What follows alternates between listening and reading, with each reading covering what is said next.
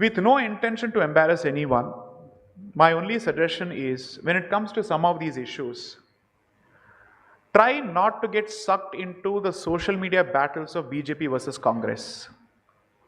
Think for yourself. Because such a non-productive, useless conversation. Because it sets such a low bar for the conversation with no original thought possible. Because both sides agree on certain issues. They may only point out each other's hypocrisy, whereas I am basically saying we should not be accepting certain rules of the game which have been taken for granted. Instead of asking who is more secular, we should start asking why secular. Let's have an open debate on the subject. Why secular? What is its impact? And it extends to a host of other values. I am not here trying to take pot shots at any organization. I am only trying to say, since you have taken the interest and the initiative to attend a lecture on such a boring topic, I am assuming that you're open to slightly more different points of view than the standard Congress versus BJP trope. Because I am sick and tired of it. I am done with it. It is way past the sell by date. We are consuming expired goods, which can lead to nothing good. So focus on three things. What is good for our civilization? What is good for that identity which informs the identity of the civilization? Who is doing a better job of protecting that particular identity? Are they doing it enough? Can we push them to do better? Those are the only questions which according to me are relevant. Everything else is hogwash. And everything else is white noise meant to keep you occupied and away from the actual problems. Sure, at the time of elections, at the time of hustings, we all have our choices. And there you never get to make an ideal choice. You're like bad, better, worst, or bad, better, worst. So that's the hierarchy of, let's say, virtue in this country at this point, politically speaking. So there you go for the least harmful option, in the hope that you can at least push them to do something. Because the other side has clearly said, I am here to destroy you, I'm going to adopt a scorched earth policy. Even that fellow doesn't realize that he is committing political suicide when there is an empty field open to protect Hindu identity openly. Right now, the political option of an unabashed, let's say, representative of Hindu security and Hindu interest is lying on the table like free money, unclaimed. But he is anyway given up because he is obviously controlled by external motivations and sources. So when you start discussing these concepts, for a moment, keep the political lens aside and focus on something deeper. And two, the purpose of introducing decolonization as part of our discourse is to question everything that we have taken for granted till date since 1835, when that blessed English education system was inserted into our consciousness to brainwash us over the years. You have to realize what they said when they introduced that system. Forget the so-called Macaulay dialogue that people keep quoting and citing. That's irrelevant. There's actually something deeper. They realized after multiple battles that the one aspect of Bharatiya society that they must not touch is religion. Because you can take over our resources, you can do whatever you want. The moment you touch religion, you will get a bloody nose. 1857 proved it even further. So between 1835 and 1857, they had multiple such experiences, and then they realized this community will resist immediate forced conversion because they've been fighting that brand of forced conversion for 800 years before that.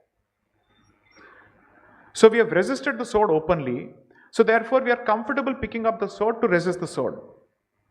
And therefore they start a slow poison, which will take effect over generations. Like time bombs that will explode, where Hindus themselves will stand outside universities protesting against CAA. against NRC. Idiots of the first order. And that bomb is exploding almost 150 years after it was set in motion. You're trying to protect your present while your future is standing up against you. And when this happens, they are hoping, remain Hindus, but remain Hindus on paper only. Only for legal purposes you'll remain Hindu, because by the time you're out of this laundry, which I call the English education system, the Indian education system, we would have brainwashed you properly. Hindu, Hindu, Hindu, weak Hindu, weak Hindu, weak Hindu. I am not a Hindu, I hate Hindu. Stages of conversion. So it's only a matter of time. And therefore, the word Hindu at this point, if I had to take a head count of practicing Hindus, we are not even 800 million according to me, because the test is how many of us would defend our religious institutions with conviction. And I wouldn't peg the number at more than 50% of 800 million, leaving us at only 40 crores. That's a very, I know, I understand it's a fairly alarming assessment, but based on my experience, I don't think the number is beyond 50% of the total number on paper. And when conversations happen about reclaiming our spaces, if the conversation had taken place in 1850s, there would be no room for negotiation or compromise. Today, the ones who are saying, give us all our occupied sites back, and this legislation that stands in the way of legitimate reclamation of occupied sites are being called extremists, not by others, but by Hindus themselves, proving that the education system has done its job. That the slow time bomb has clearly exploded properly.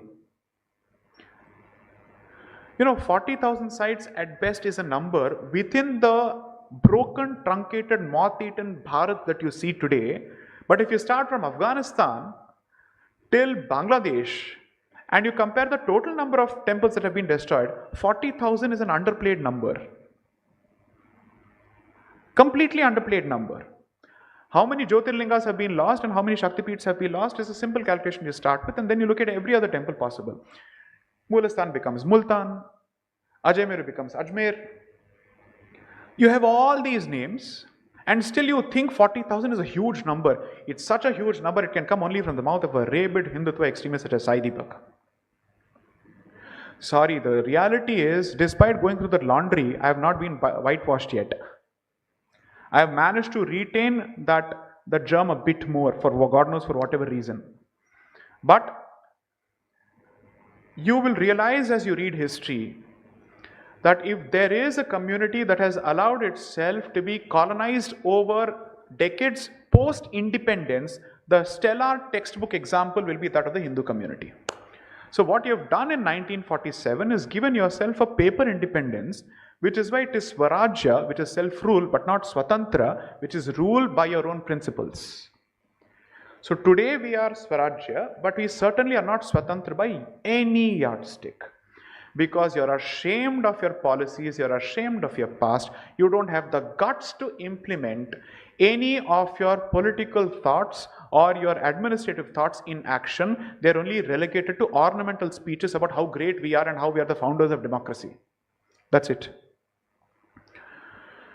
And the one document that is constantly being cited against you to say that if you take such a position, you are taking an anti-constitutional position, therefore happens to be the Constitution itself. Hence, the efforts to understand, is the Constitution fundamentally pitted against my civilization? Or over the years, has it been interpreted in such a way that it appears pitted against my civilization? Is there a problem with Gangotri? Or is there a problem with Ganga flowing in Noida? By the time it passes through the plains, has it become dirty? So hence the attempt in whatever little I've written to understand how is this tension going to be understood, how is it going to be played out.